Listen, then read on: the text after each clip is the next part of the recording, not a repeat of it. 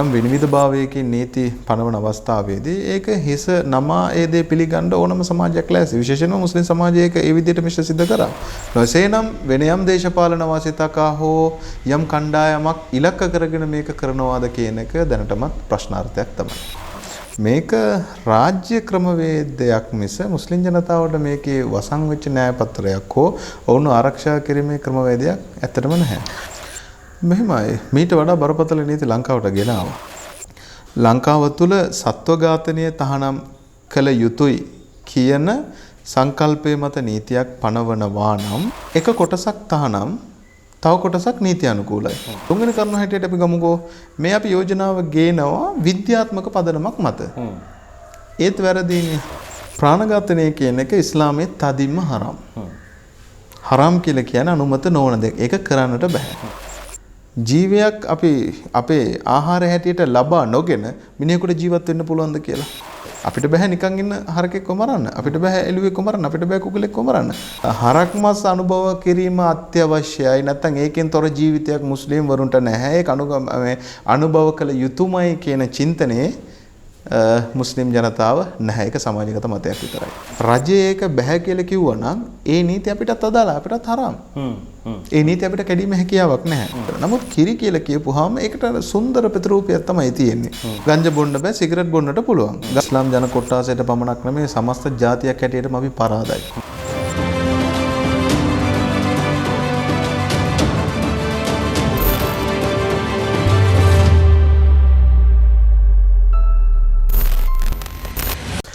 අද අපි පොඩක් කාලීන මාතෘකාවක් ගැන කතා බහ කරන්න තීරණය කළා. ඒ අනුව මම ඉතා කැමැත්තෙන් ආරාධනා කරා මෞලවි අම්හර් හකීම්දීන්. අම්හර් හකම්දීන්. හකම්දීන් මෞලවිතුමාට ඔබතුමාට බොහොම ස්තුතියි මේ අවස්ථාව ලබා දීම සම්බන්ධව. මම වටේ පිට යන්න තු කෙලින්ම මාතෘකාවට එන්න මෞලවිතුමා. දැන් ගව ඝාතනය නතර කිරීම කියන මාතෘකාව ආයි පාරක් ඇවිල්ලා තියෙනවා කරලියට. දැන් මේක දේශපාලන පිටියටත් එන සේයාවක් තමයි පේන තියෙන්නේ. මේ ගව ඝාතනය නතර කිරීම කියන කතන්දරය සම්බන්ධව මේ රටේ බොහොමයක් කාලය තිස්සේ විවිධ සංවිධාන, රාජ්‍ය නොවන සංවිධාන, ආගමික සංවිධාන විවිධ උද්ඝෝෂණ සහ මේ විවිධ මත ඉදිරිපත් කළා. එක් අවස්ථාවක ඉන්ද්‍රරත්න හාමුදුරුවෝ දළදා මාලිගාව ඉස්සරහා ගින තියාගත්තා මේක තහනම් කරන්න කියලා. මගේ පළවෙනි ප්‍රශ්නය තමයි මේ ගව ඝාතනය නතර කිරීම නැත්නම් තහනම් කිරීම මුස්ලිම් සමාජයට බලපාන්නේ කොහොමද? ඒ සමාජය මේක දකින්නේ කොහොමද? ඇත්තටම කාලෝචිත මාතෘකාව ගැන කතා කරන එක පිළිබඳව මම ඔබතුමාලට ආරම්භයේදීම ස්තුතිවන්ත වෙනවා. ගව ඝාතනය කියලා කියන්නේ දැන් උදාහරණයක් හැටියට මුස්ලිම් වරුන්ට ඔවුන්ගේ ආහාර අනුමැතියලත් ආහාර වලින් එක් ආහාරයක් හැටියට තමයි තියෙන්නේ මාංශ. ඒ වගේම ධාර්මික අංගයන් වලදී ඉස්ලාම් ධර්මයේ තුලදී සත්ව මාංශ ආහාරයට ගැනීම ආහාරය සඳහා තෝරා ගැනීම නැත්නම් ආහාරයට ලබා ගැනීම පාපයක් හැටියට අපි දකින්නේ නැහැ. මේ කාරණා දෙක තමයි පදනම් වෙන්නේ. හැබැයි මේ මාංශ තෝරා ගැනීමේදී නොයෙකුත් ක්‍රම සහ විධි ඉස්ලාම් පෙන්눔 කරලා දීලා තියෙන මාර්ගයන් නීති රීති සෑහෙන ප්‍රමාණයක් එකේ අඩංගු වෙලා තියෙන. ඒකට අනුකූලව තමයි අපි මේ දේවල් තෝරගන්නට ඕනේ. විශේෂයෙන්ම දැන් ඉස්ලාම් කියලා කියන්නේ මම උදාහරණයක් විදිහට පැහැදිලි කරලා දෙන්නම්. ඕනෑම භූමියක ඕනෑම රාජ්‍යයක ඕනෑම ස්ථානයක අනුගමනය කළ හැකි ධර්මයක් හැටියට තමයි ඉස්ලාම් මේ හඳුන්වලා දීලා තියෙන්නේ. ඒ නිසා තමයි පොදුවේ ඕනම රාජ්‍යයක ඕනම රටක ඕනම ස්ථානයක ජීවත් වීමට අවශ්‍ය නම් සමහර විටකදී මාංශ ආහාරය කියන එක සමහර භූමි ප්‍රදේශයන් වලට අනුව අපිට අනුභව කරන්නට සිද්ධ වෙනවා. ඒ නිසා තමයි ඉස්ලාමයේ ඔය අනුමැතිය අපට ලබා දීලා තියෙන්නේ. ඒ හැරෙන්නට තව අංගයන් මේ රාශියක් සඳහා පවතිනවා.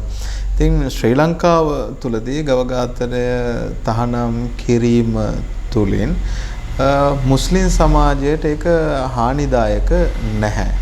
හැබැයි එක දෙයක් තේරුම් කරගන්නට ඕනේ වැදගත් දෙයක්. ඒ මොකද්ද කියලා කිව්වොත් ලංකාව තුළ යම්කිසි නීතියක් ගෙනෙන අවස්ථාවේදී නැත්නම් යම් යෝජනාවක් පාර්ලිමේන්තුව තුළින් සම්මත කරන අවස්ථාවේදී ඒකට පදනම් වෙච්ච හේතුව මොකද්ද කියන එක අපි කල්පනා කරන්නට ඕනේ. ඔව්.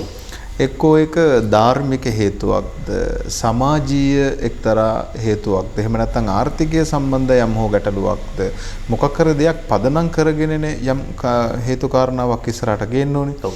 ඉතින් මට නම් තේරෙන්නේ නැහැ ගව ඝාතනයේ තහනම් කිරීම තුල ධාර්මික අංගයක් සැඟවී පවතීවිද නැත්නම් ධාර්මික අංගයක් මුල් කරගෙන මේ දේවල් ඉෂ්ට සිද්ධ කරනවාද සමාජ සංස්කෘතික යම් හෝ අංගයක් මුල් කරගෙන මේක මේ ඉෂ්ට සිද්ධ කරනවාද නොසේනම් වෙන යම් දේශපාලන වාසිතකා හෝ යම් කණ්ඩායමක් ඉලක්ක කරගෙන මේක කරනවාද කියන එක දැනටමත් ප්‍රශ්නාර්ථයක් තමයි. දැන් මෞලවිතුමා මේ බොහෝ දෙනෙක් හිතන් ඉන කාරණාවක් තමයි මේ ගව මස් කියන එක. මුස්ලිම් වරුන්ට අත්‍යවශ්‍ය ආහාරයක් කියන එක. මේක අනිවාර්යෙන්ම කෑමට ගන්න ඕන කියන එක. සහ මේ ගව මස් නිෂ්පාදනය නැත්නම් ගව ඝාතනය කියන එක මුස්ලිම් වරුන්ට මේ කරන්න පුළුවන් දෙයක් කියන එක. මේ සඳහා ඉස්ලාම් ධර්මය තුල උන්ට රැකවරණයක් තියෙනවා කියන එක. එහෙම එකක් සමාජයේ තියෙනවා. ඇත්තටම ගව ඝාතනය සඳහා මුස්ලිම් වරුන්ට මේ ආරක්ෂණයක් හෝ රැකවරණයක් තියෙනවද ආගමික පරිසරය ඇතුලේ? නැහැ. ඇත්තට මෙහෙම විශේෂිත දෙයක් නැහැ. දැන් උදාහරණයක් හැටියට අපේ නොයෙකුත් රාජ්‍යයන් වල රටවල් වල මම කලිනුත් මේක සඳහන් කරා මුස්ලිම්වරු ඕනම රටක ඕනම රාජ්‍යයක ඒගොල්ලන් ජීවත් වෙනවා. ඒ ජීවත් වෙන අවස්ථාවේදී ඒගොල්ලන්ට කුඩා කණ්ඩායම් නැත්නම් සුළු ජාතීන් හැටියට ජීවත් වෙන අවස්ථාවේදී ඒගොල්ලන්ට විශේෂ න්‍යාය පත්‍රයක් නැහැ සමහරුන් ආරක්ෂා කරන්න. සියලු දෙනාම රාජතන්ත්‍රයේ රාජ්‍ය නීතියට අනුගත වෙලා තමයි කටයුතු කරන්න ඕනේ. නූතන මුස්ලිම් සමාජය තුලත් එහෙම ගැටලුවක් ඇත්තටම මේ එහෙම වාතාවරණයක් පෙහෙන්නට නැහැ. උදාහරණයකට අපි ගත්තනම් දැන් එක්කෙනෙක් ගව ඝාතකාගාරයක් හෝ නැත්නම් ගව මස් වෙළඳසැලක් පටන් ගන්න ඕනේ කියලා තිබ්බොත් ඒකේ රාජ්‍ය ප්‍රතිපත්තියක් තියෙනවා කොහොමද ඒක ගන්නට ඕනේ. ඒකේ පර්මිට් එක එහෙම නැත්නම් මේ බලපත්‍රය කොහොමද ලබා ගන්න ඕනේ? පාදී සභාව වලින් අවසරය ලබා ගන්න කොහොමද? ඒක ටෙන්ඩර් කැඳවන්නේ කොහොමද කියන එක ඒක මුස්ලිම් ජනතාව සුඛීව කරන දෙයක් නෙමෙයි. ඇත්තට මේක දීර්ඝ ක්‍රියාපිළිවෙලක් තියෙනවා. ඒකට යම්කිසි බද්දක් අය කරනවා. ඒක රජය විසින් බාර ගන්නවා. සත්තු ප්‍රවාහනය කරන්න ඕනේ ක්‍රමවේදයක් තියෙනවා. ඒ වගේම මේක ඝාතනය කරන්න ඕනේ ක්‍රමවේදයක් තියෙනවා. මාංශ අලවියේ මේ පාරිභෝගිකයන්ට ලබා දෙන්න ඕනේ ආකාරය මේ වගේ ක්‍රම රාශියක් තියෙනවා. මේක රාජ්‍ය ක්‍රමවේදයක් මිස මුස්ලිම් ජනතාවට මේකේ වසන් වෙච්ච න්‍යාය පත්‍රයක් හෝ ඔවුන් ආරක්ෂා කිරීමේ ක්‍රමවේදයක් ඇත්තටම නැහැ. හැබැයි මේ ගව ඝාතනය සහ ගවමස් කියන මාතෘකාව ගත්තට පස්සේ මේකට පක්ෂ විපක්ෂ වශයෙන් සමාජය දෙකට බෙදෙද්දී ඒ මේ ගවමස් සහ ගව ඝාතනය ප්‍රශ්නයක් නෑ කියන කොට්ටාශේ බහුතරයක් ඉන්නව නේද මුස්ලිම්වරු. දැන් මම දැක්කා ඊයේ හෝ පෙරේදා එක්තරා මේ සංවිධානයක් මාධ්‍ය සාකච්ඡා පවත්වලා තිබ්බා CTJ කියන සංවිධානය. ඔවුන් මේ ඍජුව චෝදනා කරා මේ ගව ඝාතනය තහනම් කිරීම මුස්ලිම් වරුන් ඉස්ලාම් වරුන් ඉලක්ක කරලා ඔවුන් අපහසුතාවයට පත් කරන්න කරපු යෝජනාවක් කියලා. ඒක තමයි මම කලින් සඳහන් කරපු ආකාරයෙන් මේක යම් පනතක් හරි යම් කෙටුම්පතක් හරි එහෙම නැත්නම් යම් යෝජනාවක් පාර්ලිමේන්තු කැබිනට් එකට ගේන අවස්ථාවේදී හරි ඒකට ඕනම පක්ෂයක ඕනම දේශපාලන අංශයක යම් කිසි මොකද්ද යම් යෝජනාවකට මුලක් තියෙන්නට ඕනේ. කුමන හේතුව නිසාද මේක ගේන්නේ කියලා. ආගමික පසුබිමේ තියෙන කාරණාවක්ද නැත්නම් ආර්ථික පසුබිමේ තියෙන කාරණාවක්ද සදාචාර සම්පන්න යම් කිසි ගැටලුවක්ද මොකද්ද කියන එක තියෙන්නට ඕනේ. දැන් ඔය කියන කණ්ඩායම මාධ්‍ය සාකච්ඡාවක් පැවැත්වුවා නම් ඕන ඒ ආකාරයෙන් චෝදනාවක් ඉදිරිපත් කරනවා නම් සමහර විට ඔවුන් සමග මේ මොකද ඒකට අනුකූල සාධක තියෙන්නට පුළුවන්. නමුත් ඒක කෙසේදයි කියලා අපිට ප්‍රකාශ කරන්න හැකියාවක් නැහැ. සමහර අවස්ථාවන් වලදී ඔවුන් සතු ඒ සඳහා සාධක තිබිය හැකියි. දැන් ඔබතුමා කියන්නේ ගව ඝාතනය නීතියක් විදියට සම්මත කළා මේක තහනම් කරවතින් ඒ සඳහා මේ රටේ සමස්ත මුස්ලිම් ජන සමාජය සූදානම් කියලා දෙක වැළඳ ගන්න. මෙහෙමයි මීට වඩා බරපතල නීති ලංකාවට ගෙනාවා. උදාහරණයක් ඇටියට කොරෝනා කාලයේදී අපේ ජීවිත කාලයට අපි දන්න කාලයේදී ශ්‍රී ලංකා ඉතිහාසය පුරාවටම ලෝක ඉතිහාසය පුරාවටම සිකුරාදා දේශනයක් කියලා කියන්නේ සිකුරාදා දේව මෙහෙයන් කියලා අත්‍යවශ්‍ය සාධකයක්. ඒවා පවා ක්‍රියාත්මක කරන්න හොඳ නැහැ. සෞඛ්‍ය නීති රීති වලට ගැටලු ඇති වෙන්නට පුළුවන්. සෞඛ්‍ය හේතු මත මේක නතර කරමු. සමාජයේ යහපත උදෙසා කියලා යම් විනිවිදභාවයකින් නීති පනවන අවස්ථාවේදී ඒක හිස නමා ඒ දේ පිළිගන්න ඕනම සමාජයක් ලෑස්ති. විශේෂයෙන්ම මුස්ලිම් සමාජයක ඒ විදිහට මිශ්‍ර සිද්ධ කරා. අදටත් ඒක ඒ දේවල් සිද්ධ වෙනවා. දැන් මෙතන ගැටලුවක් හැටියට තියෙන රාජනීතියක් හැටියට යම් දෙයක් ගෙනෙන අවස්ථාවේදී ඒක ගැටලු විප්ලවකාරී දෙයක් නෙමෙයි. නමුත් මේකේ තියෙන විනිවිදභාවය කතරම්ද කියන එකේ යම් ගැටලු සහගත තත්ත්වයක් තියෙයි. දැන් අපි මම උදාහරණයකට මෙහෙම කියමුකෝ. දැන් මෙතන ගේන්න යන්නේ ගව ඝාතනයේ තහනම් කියන. දැන් මේකේ අරමුණ සත්ව ඝාතනයේ තහනම් කිරීම නම් ඒක එක්තරා කොටසක් පමණක් ක්‍රියාත්මක කිරීම විනිවිද නැහැ. ඒක සාධාරණ දෙයක් නැහැ. මේ කියන්නේ උදාහරණයක් හැටියට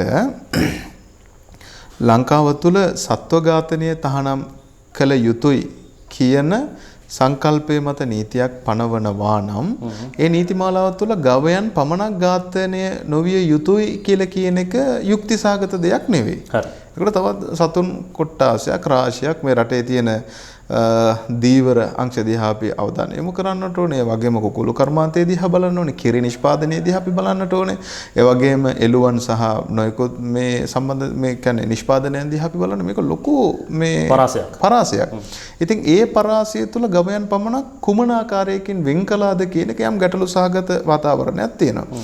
එතකොට අපි හිතන්නට ඕනේ එසේනම් මේක ආගමික පදනමක් මත තහනම් වෙච්ච දෙයක්ද? එහෙම තීරණය අපිට කරන්නත් බෑ. ආගමික පදනමක් මත මේක අකුසලක් හැටියට තහනම් වුණා නම් අනිත් සත්ව කොට්ටාසයටත් ඒ සාධාරණයම ඉෂ්ට සිද්ධ වෙන්න ඕනේ මේ භූමිය තුලදී. එහෙම නැත්නම් අපි කියමුකෝ යම් ආගමික අනුශාසකයෙක් කියනවා මෙහෙම වදාලා තියෙනවා අනුශාසනා කරලා තියෙනවා සත්ව ඝාතනයෙන් ඈත් වෙන්න කියලා උදාහරණයක් හැටියට. එතකොට ඒකට භූමියක් අදාළ වෙන්නේ නැහැ.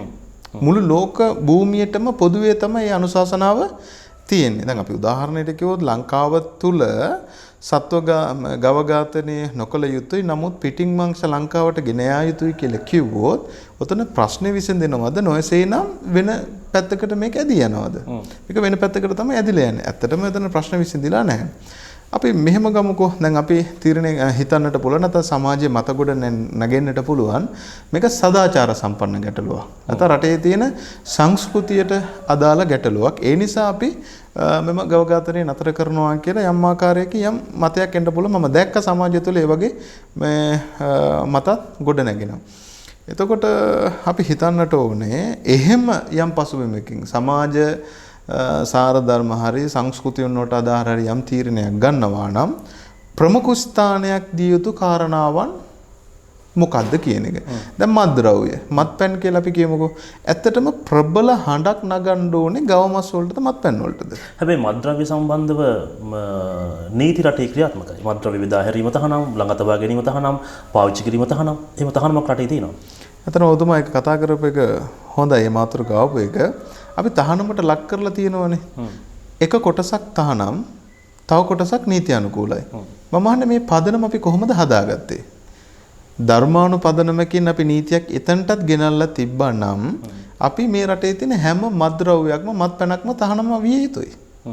දැන් අපි කියනවා නීති අනුකූල නොවන මත්ද්‍රව්‍ය තහනම් නීති අනුකූල විදිහට ඕන මිනිසෙකුට බාරකට ගිහලා බොන්න පුළුවන්. එසේනම් මෙතන ධර්මානුපදනමක් නෙමෙයිනේ. ඒ කියන්නේ අරක්කු ගංජා බොන්න බෑ සිගරට් බොන්න පුළුවන්. ගංජා බොන්න බෑ සිගරට් බොන්නට පුළුවන්. ගමේ තියෙන කසිප්පු ටික බොන්නට බෑ. රායත ලිජ්ජ හෝ යම් දෙයක් පාවිච්චි කරන්නට බෑ. රට බීම නැත්තම් පිටරට තියෙන නිෂ්පාදනය කරන දේවල් පානය කළ හැකියි. ඒතර මේක ධර්මපදනමක් යතාපු දෙයක් නෙවෙයි. එතකොට අපි හිතමුකෝ මේක සංස්කෘත සදාචාර පදනමක් මතාවද? ඒත් නෑ. ගවමස් අනුභව හෝ නැත්නම් මාංශ අනුභව කිරීම කියලා කියන්නේ පරිභෝජනය කිරීම කියලා කියන්නේ සොකීය පුද්ගලයෙක් සතු දෙයක්. පාපයන්වද කාරණාවක්. පුද්ගලමද කාරණාවක්. පාපයේ තීරණය වෙන්නේ ඔහුට. ඒක සමාජගත පිරිහීමට ලක් වෙන හේතුවක් නෙවෙයි. ධර්මානුකූල බැල්මෙන් අපි බැලුවනම්. නමුත් මත්පැන් කියන කාරණාවට අපි ආපුවාම අපිට ඒ උත්තරේට යෑමේ හැකියාවක් නැහැ. හේතුව ඇයි? මෙම මගින් පරිහානියට ලක් වෙන්නේ මුළු මහත් සමාජයම. එතකොට මේක සදාචාර සම්පන්න සංස්කෘතික සම්පන්න කරුණක් හැටියට දකින්නත් බෑ. තුන්වෙනි කරුණ හැටියට අපි ගමුකෝ මේ අපි යෝජනාව ගේනවා විද්‍යාත්මක පදනමක් මත. ඒත් වැරදීනේ. හැබැයි ඒකට කිසියම් ඌනපූර්ණයක් සපයනවා වෛද්‍ය අනුරුද්ධ පාදනීය මහත්මයා ඊයේ හෝ පෙරේදා. එතුමා කියනවා ලෝක සෞඛ්‍ය සංවිධානය පවා ප්‍රකාශ කරලා තිනවා කියලා මේ රතු මස් පිළිකාකාරකයි කියන කතන්දරය සහ ගව මස් කියන්නේ රතු මස් කියලා. ඒක මෙමය. රජයේ වෛද්‍ය නිලධාරීන්ගේ සංගමයේ යම්කිසි ප්‍රකාශයක් කරන අවස්ථාවේදී මම දැක්ක මේ ප්‍රවෘත්ති සාකච්ඡාව රතු මස් වල එක තිබිය යුතුයි කියලා. එසේනම් මේකේ අඩංගු වෙන්නට ඕනේ. එළුවන් විය හැකි, බැටළුවන් විය හැකි, කවුද එතකොට හරක් මස් විය හැකි මේ වල තමයි මේ දේවල් තියෙන්නේ කියලා. නමුත් මම දැක්කා මහා බ්‍රිතාන්‍යයේ තිබෙන එක්තරා වාර්තාවක් තුල සහ ඔය කෙනෙක් සජාතීන්ගේ මේ වාර්තාව තුලත් අඩංගු වෙනවා පෙර නිමි කරන ලද රතු මාංශ දීර්ඝ කාලයක් තිස්සේ වැඩි ප්‍රමාණයක් අනුභව කිරීම තුලින් පිළිකාකාරක ඇති වෙනවා කියලා. උදාහරණයක් ඇටියට මම බ්‍රිතාන්‍යයේ කියන්නේ සකසන ලද වාර්තාවක දුටුවා දවසකට ග්‍රෑම් 100කට වඩා පෙර නිමි කරන ලද මාංශ ඔය සොසේජස් වගේ නොයෙකුත් දේවල් තියෙනවානේ. ඒවා අධික ලෙස අනුභව කිරීම පිළිකාකාරකට පරිවර්තනය විය හැකියි කියලා.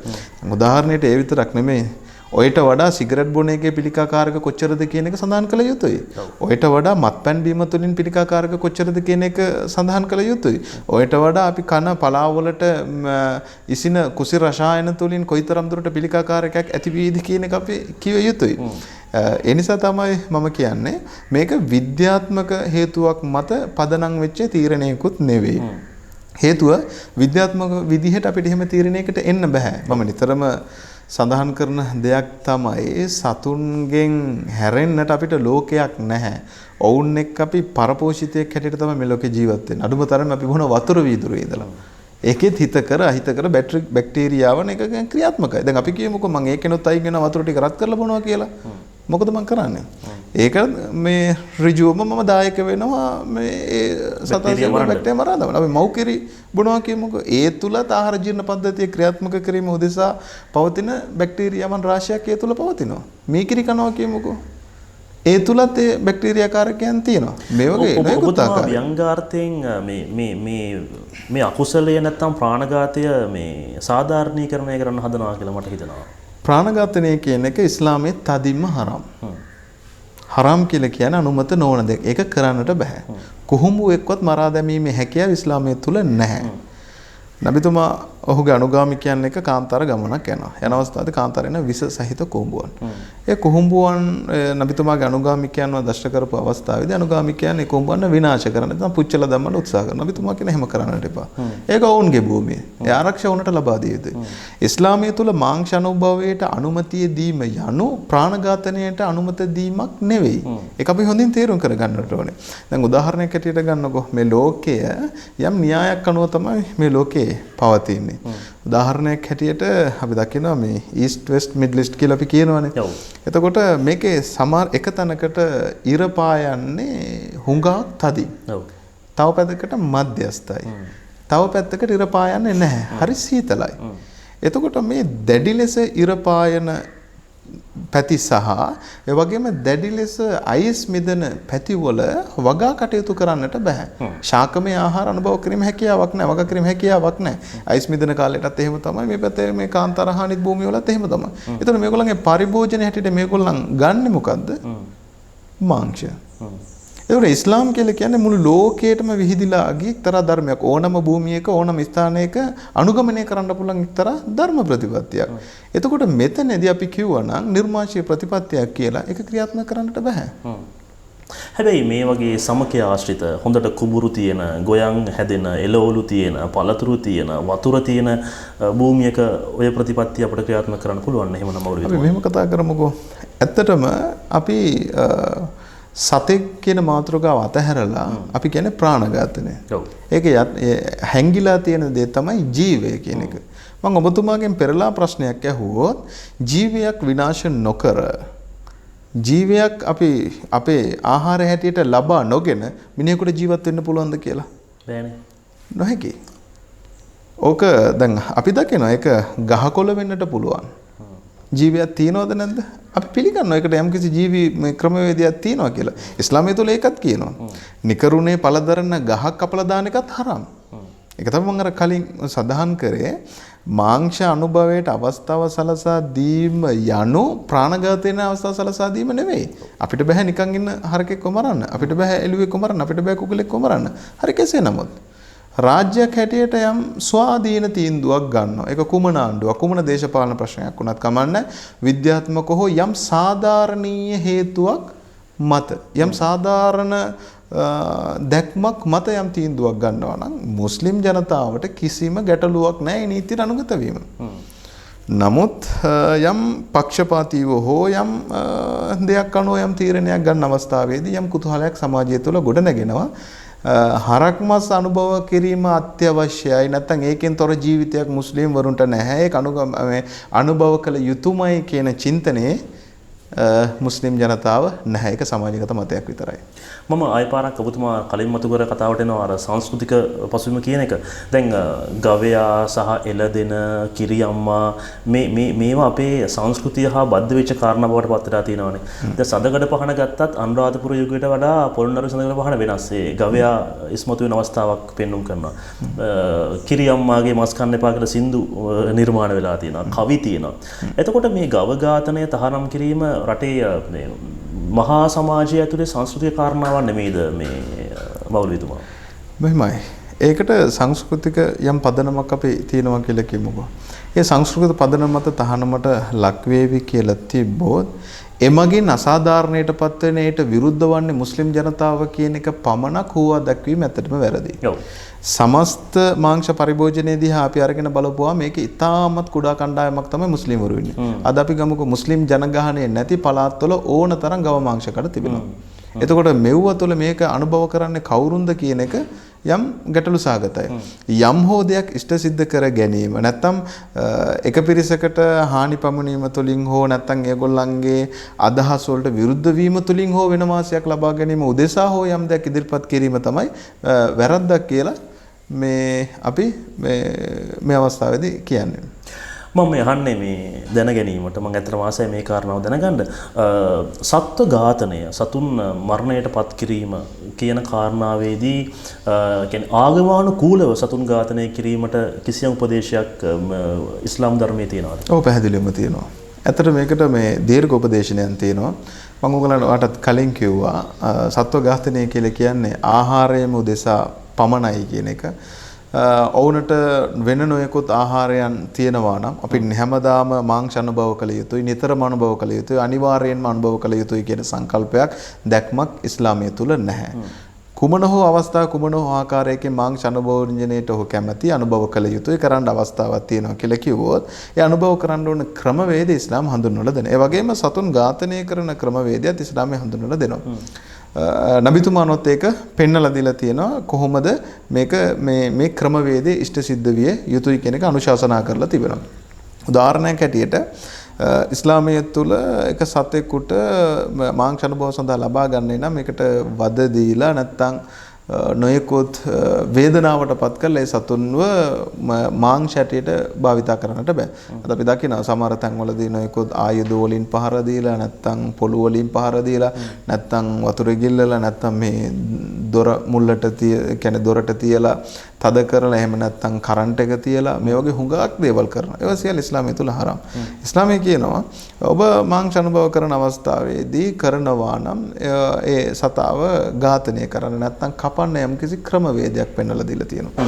උදාහරණයක් හැටියට ඉස්ලාමයේ කියන ඊ타ත්ම තියුණු ආයුධයකින් සතාව අනුභව ආහාරයට සඳහා අපි ගන්න කියන්නේ කපන්න සූදානමක් තියෙනවා කියන එකවත් ඒ සතාට දැනෙන්නට හොඳ නැහැ. ඊ타ත්ම ඉක්මනින් තියුණු ආයුධයකින් ඒ සතාගේ මේ ගෙල නහර සිඳින්නට ඕනේ මුලය සහ ශරීරය අතර තියෙන සම්බන්ධතාවය බිඳින්න ඕනේ කියලා. එතකොට අපි විද්‍යාත්මකව ගත්තා නම් මේ මුලය හා ශරීරය අතර තියෙන පණිවිඩ හෝමාරුව විසන්ධි වෙනකොට ඒ ශරීරයේ වේදනාව කියන්නේ මේ කියන්නේ අකර්මණ්‍ය වෙනවා. අකර්මණ්‍ය වෙන කියන්නේ පෙන්වන්නේ නැහැ. ඊට පස්සේ ශරීරගත රුධිරය පිටත් වුණාට පස්සේ තමයි ඒ මාංශ අනුභව කරන්න ඉස්ලාමයේ හඳුන්වලා රුධිරය සියල්ල ගලා හරින්නට ඕන එළියට යවන්න. ඊට කලින් ඒ සතා කොයි වගේ සතෙක්ද? පැටව දාන ඉන්න සතෙක්ද? ඒක තමයි ගැහැණු සතෙක්ද? තුවාල වෙච්ච සතෙක්ද? ලෙඩ වෙච්ච සතෙක්ද? එහෙම නැත්නම් ස්වභාවිකවම කෙට්ටු සතෙක්ද? වයස කීයක පමණ සතෙක්ද? මේ සියල්ල සෑහෙන නිර්ණායන එහෙම නැත්නම් නීති රීති මාලාවක් ඉස්ලාමයේ තුල තියෙනවා. ඒව පරිපූර්ණය වුණොත් පමණයි ඒ සතාව අනුභව කිරීමේ හැකියාව පවතින්නේ. දැන් ඔබතුමා කිව්වා ගැහණු සතෙක්ද කියලා බලන්න ඕනේ කියලා. එතනත් මොන හරි විශේෂ කාරණා, ඒ කියන්නේ ගැහණු සත්තු ඝාතනය තහනම්ද? නෑ ගැහණු සතු ඝාතනය තහනම් නෙවෙයි.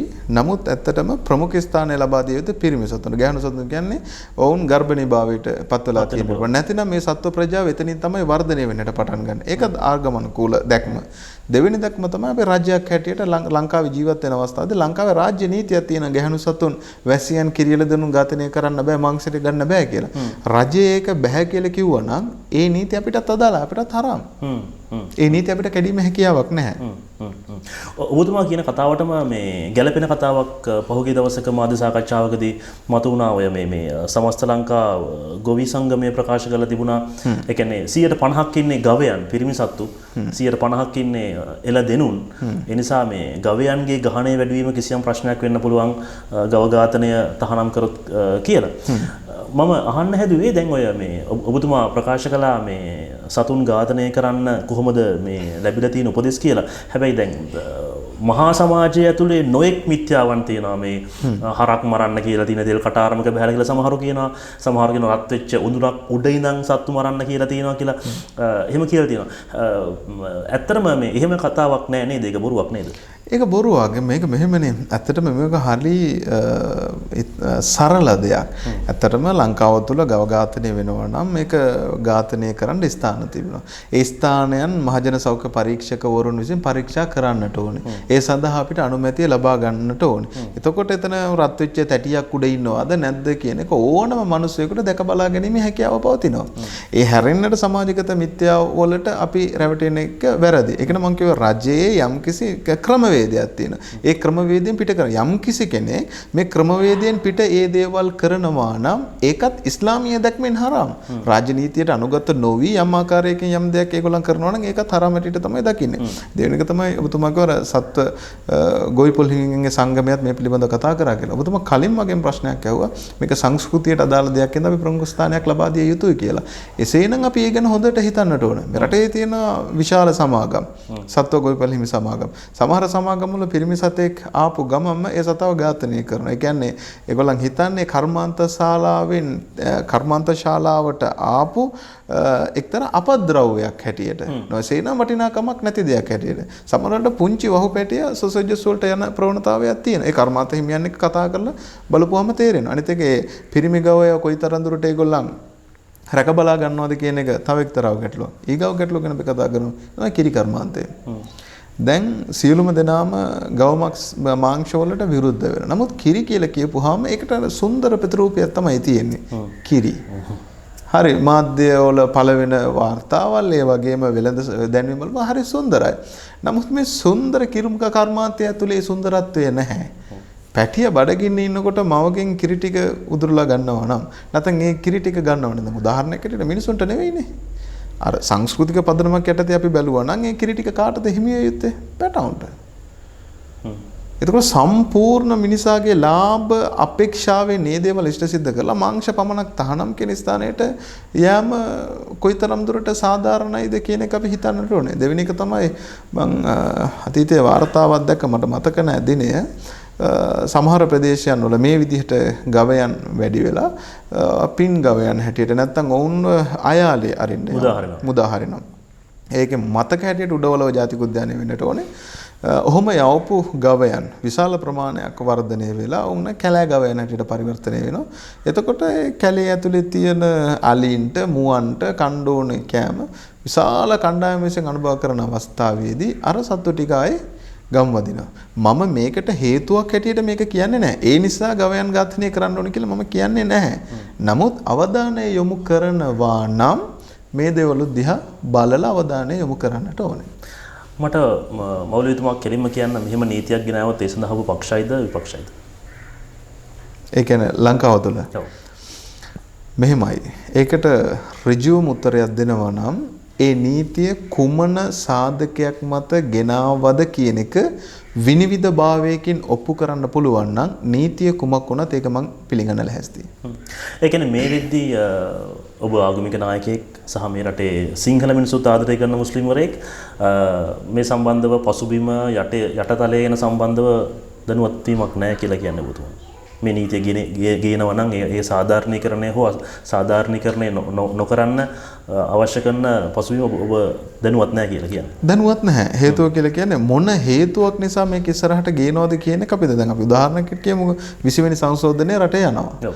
එතකොට 20 වෙනි සංශෝධන හොඳ මොකක්ද නරක මොකක්ද? ඇයි මේක ගේන්නේ? ගිනාවේ නැත්තම් මොකද වෙන්නේ? ගිනාවොත් මොකද වෙන්නේ? ලොකු වාද විවාද කියලා යම් ආකාරයකින් මේක කරගෙන යනවා. කතිකාවතක් තියෙනවා. කතිකාවතක් තියෙනවා. අන්න ඒ වගේ කතිකාවතක් ගෙනාව නම් හුඟක් වටිනවා. එතකොට අපිට පුළුවන් මේකට මේ හේතු පදනම් කරගෙන තමයි මේක ගේන්නේ. ඒ නිසා මේක පිළිගන්න මේක ජාතියක් හෝ ආගමක් හෝ ඉලක්කගත වෙන්නේ නැහැ කියලා අපිට කියන්නට පුළුවන්. නොයසේ නම් කලින් කිව්වා වගේ නොයෙකුත් කණ්ඩායම් ඒ වගේම සමාජගත මතයන් නැති වෙන්නට පුළුවන්. මේ කණ්ඩායම ඉලක්ක කරගෙන යම් දේශපාලන වාසි ලබා ගැනීම උදෙසා හෝ නැත්නම් සමහර ජාත්‍යන්තර රටවල් හෝ නැත්නම් යම් කණ්ඩායමක් සැනසීම උදෙසා මේ දේවල් ඉෂ්ට සිද්ධ කරනවා කියන මතයටත් සමාජය යා හැකියි. ඒ කතිකාවත හදන්නේ ඔබ වගේ මේ ආගමික නායකයෙක් සමාජයේ පිළිගන්න කෙනෙක් පුරෝගාමීත්වය දක්වන්නේ නැත්තේ. කතිකාවතක් ගොඩනගන්නට අපිට එක්තරා අවස්ථාවක් තියෙන්නට ඕනේ. සෑම ආගමික නායකයෙකුටම ඒ වගේ මාධ්‍ය අවස්ථාවන් ලබා දෙනවා නම් ඕන්ට පිළිබඳව කතා කරන්නට පුළුවන්. අද පොයේ දවස කියලා කිව්වොත් ඒකේ බණ කියන්නට ධර්මික අංගයන් පිළිබඳ විදහා දක්වන අවස්ථාවන් ගුවන් විදුලි වල රූපවාහිනී වල පවතිනවා. ඒ වගේම නොයෙකුත් අනිත් ආගම් වලට යම් හෝ ආකාරයකින් නොයෙකුත් අවස්ථාවන් හිමි වෙනවා නම් මේ පිළිබඳව කතා කරන්නට පුළුවන්. සමාජ මාධ්‍ය තුලින් මේව කතා කරන්න ගියොත් බොහෝ දුරට මේකේ විකෘති පැත්ත තමයි සමාජගත වෙන්නේ. එතන ගැටලුවක් පවතිනවා. මම කියන්නේ මේ මාධ්‍ය භාවිතාවෙන් එහාට ගිහිලා රටේ නීති සම්පාදනය කරන මිනිස්සු, දේශපාලන පක්ෂ නායකයන්, පාර්ලිමේන්තු මන්ත්‍රීවරුන්, ඔවුන්ට උපදෙස් දෙන උපදේශකයන් එක්ක මේ කතිකාවත හදන්න පුළුවන් නේද? මෙහෙමයි. ඔය දේශපාලන නායකයන් බිහි කිරීම හා උපදෙස් කිරීම කියලා කියන එක ඉස්ලාම් ජන කොට්ටාසයට පමණක් නෙමෙයි සමස්ත ජාතියක් හැටියටම අපි පරාදයි. ඒක මොන ආගමද මොන ජාතියද කියලා අපිට කියන්න අවශ්‍යතාවයක් නැහැ. යම් ආකාරයක ප්‍රවණතාවයක් අපි දකමින් පවතිනවා නැතුවත් නෙමෙයි. ඉතින් ඇත්තටම කියනවා නම් ඒ තුලදී අපි යම්කිසි පරාජිත මට්ටමක තමයි ඉන්නේ කියන එක අකමැත්තෙන් හරි කිය යුතුයි. ඒ සමගින් අපි මේ සාකච්ඡාව නිමා කරන්න හදන්නේ. මම මෞලිතුමාගෙන් අවසන් වතාවට අවසන් ප්‍රශ්න විදියට අහන්නේ මේකයි. දැන් මේ මාතෘකාව සම්බන්ධව මේ කතිකාවත සම්බන්ධව මේ රටේ මුස්ලිම් වරුන්ට ඉස්ලාම් භක්තිකයන්ට ලබා දෙන්න පණිවිඩයක් තියෙනවද පුතුමාට? ඉස්ලාම් ජනතාවට යම් විශේෂ පණිවිඩයක් මම ලබා දෙන්නට ඕනේ. මේ මාතෘකාව මේ කතිකාවත එන අවස්ථාවේදී ඒක දිහා හුඟා ගැඹුරෙන් බලන්න. මම කලින් කිව්වා වගේ අපි නිකන් වචන වලට කතාවන් වලට සීමා නොවි යම්කිසි අසාධාරණයක් වෙයි කියලා ඔබතුමාලට සිතෙනවා නම් මේක නීත්‍යානුකූල විදියට ඒක විසඳිය යුත්තේ කෙසේද කියන එකට උත්සාහ දරන්න. ඒකට අදහස් දැක්විය යුත්තේ කෙසේද කියන එක උත්සාහ දරන්න. ඒක සාධාරණත්වයේ පෙන්වන්න කළ දිය යුත්තේ කෙසේද කියන එක උත්සාහ දරන්න. ඒ හැරෙන්නට සමාජ මාධ්‍යයන් තුලින් නොයෙකුත් වාද විවාදයන් වලට යන්නට එපා. ඒ තුලින් නැවත ජාතිවාදයක් හා ආගම්වාදයක් ගොඩ නැගෙන්නට පුළුවන් පාර්ශව දෙකක් අතර. ඒ නිසා ඊ타මත්ම ගැඹුරෙන් Tamanට කළ හැකි දේවල් මේ ඉෂ්ට සිද්ධ කළ යුතුයි. ඒත් එක්කම අර මුස්ලිම් සමාජයට නම් මේක දන්නා මම අමුතුවෙන් කිය යුතු නෑ. හරක් මස් අනුභව කිරීම අපේ ධාර්මික අංගයක්. ඒක අනිවාර්යයෙන්ම ඉෂ්ට සිද්ධ කළ යුතුයි. හැමදාම අනුභව කළ යුතුයි කියන තත්ත්වයකොත් අපේ සමාජය තුළ නැහැ. දෙවෙනි කාරණේ මුස්ලිම් සමාජයට මම විශේෂ දෙයක් කියන්නට කැමතියි. හොඳින් තේරුම් කරගන්නට ඕනේ. ගවමස් කියලා කියන අවස්ථාවේදී ගවයා කියලා කියන අවස්ථාව ඔබතුමා කියෝ වගේ සංස්කෘතියට සම්බන්ධ නොයෙකුත් ඉතිහාසයට සම්බන්ධ පුරාවෘත්තීන් කතිකාවන් හුඟක් දේවල් තිබෙනවා. ඒ කියන්නේ සංවේදී මාතෘකාවක් හැටියට දකින්න පුළුවන්. ඊටාම සංවේදී මාතෘකාවක්. ඔව් ඊටාම සංවේදී මාතෘකාවන් හැටියට දකින්න පුළුවන් තැන් තියෙනවා. උදාහරණයක් හැටියට සාහිත්‍යය තුළ සංස්කෘතිය තුළ කිරියම්මා කියන අනුවර්ත නාමයෙන් තමයි වැස්සියකට හඳුන්වන්නේ. අම්මා කියන නාමයෙන්. එනිසා ඔවුන්ට එක ලොකු ගෞරවාන්විත තැන. අපි ජීවත් වෙන්නේ එවන් පරිසරයක් තුළ. එනිසා අනිත් මිනිස්සුන්ගේ හැඟීම් තීරුම් කර ගැනීම අත්‍යවශ්‍යයි. විශේෂයෙන්ම ගව මාංශ වෙළඳාම යෙදෙන මිනිස්සුන්ට මම කියනවා ඉස්ලාමීය තුලත් අපිට අනුමැති රජයේත් අපිට අනුමැති මේ දේවල් කරන්න. නමුත් ඕගොල්ලන් විශේෂිත වූ ආචාර්ය ධර්ම පිළිවෙතක් අනුගමනය කරන්න. අපට කණ්ඩ අනුමතයි කියලා සම්පූර්ණ ඉස්ලාමීය නොවන පරිසරයක නැත්නම් මුස්ලිම් පරිසරයක උනත් කමක් නැහැ.